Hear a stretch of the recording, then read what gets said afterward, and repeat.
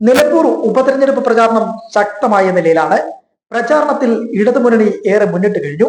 ഇതിനിടെയാണ് വഴിക്കടവിലെ 10ാം ക്ലാസ് വിദ്യാർത്ഥി പന്നികൾക്കായി വെച്ച വൈദ്യുതി കമ്പിയിൽ തട്ടി ഷോക്കേറ്റ് മരിച്ച സംഭവം ഉണ്ടായത്.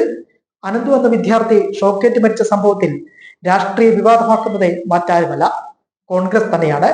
വീണ് കിട്ടിയ അവസരമായി കോൺഗ്രസ് മരണത്തെ ഉപയോഗിക്കുന്നു. ഇടതുമുന്നണിയെ നേരിടാൻ ഇതാണ് അവസരമെന്നാണ് സതീശനും കൂട്ടരും പറഞ്ഞു വെക്കുന്നത്.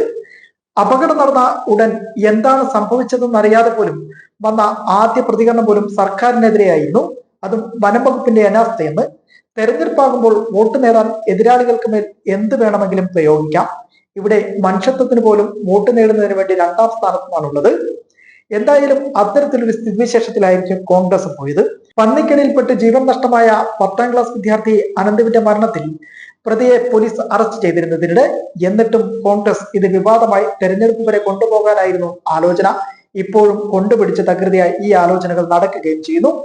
ജ്യോതികുമാർ ചാമക്കാല അടക്കമുള്ള വിവരദോഷികൾക്ക് ഈ ഒരു സംഭവം ആഘോഷമാക്കി മാറ്റിയിരിക്കുകയാണ്. മരണവുമായി ബന്ധപ്പെട്ട് കഴിഞ്ഞ ദിവസം രാത്രി UDF വഴിതടയൽ പ്രതിഷേധങ്ങൾ നടത്തിയിരുന്നു. ഇതിനെതിരെ നിലമ്പൂരിലെ ഇടതുമുന്നണി സ്ഥാനാർത്ഥി M സ്വരാജ് ഇപ്പോൾ രംഗത്ത് വന്നിരിക്കുകയാണ്. ആശുപത്രിയിലേക്കുള്ള വഴി തടഞ്ഞത് തെറ്റാണെന്നാണ് M സ്വരാജ് വ്യക്തമാക്കി കഴിഞ്ഞു. ആംബുലൻസ് ഉൾപ്പെടെ കടന്നു പോകുന്ന വഴിയാണ് പ്രതിഷേധക്കാർ ഉപരോധിച്ചത്.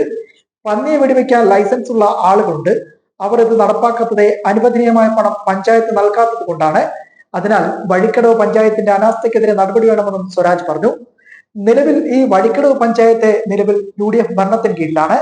ഇതുപോലുള്ള മരണങ്ങൾ മുൻപും ഉണ്ടായിട്ടുണ്ട്, അന്നൊന്നും പ്രതിഷേധം കണ്ടിട്ടില്ല, കാരണം അന്ന് ഉപതെരഞ്ഞെടുപ്പ് ഉണ്ടായിരുന്നില്ല എന്നും സ്വരാജ് പറയുന്നു. വിദ്യാർത്ഥിയുടെ മരണം രാഷ്ട്രീയവൽക്കരിക്കേണ്ടതില്ലെന്നും സ്വരാജ് വ്യക്തമാക്കി. അതേസമയം നിലമ്പൂർ മണ്ഡലം LDF സ്ഥാനാർത്ഥി M സ്വരാജ് മണ്ഡലത്തിൽ പ്രചരണത്തിൽ മേൽക്കൈ നേടിക്കഴിഞ്ഞിരിക്കുന്നു.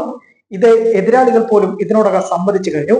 ഇനി വോട്ടെടുപ്പിന് ചുരുങ്ങിയ നാളുകൾക്ക് എല്ലാ പഞ്ചായത്തുകളിലുമെല്ലാം തന്നെ ശക്തമായ സ്വാധീനമാണ് നിലനിൽക്കുന്നത്.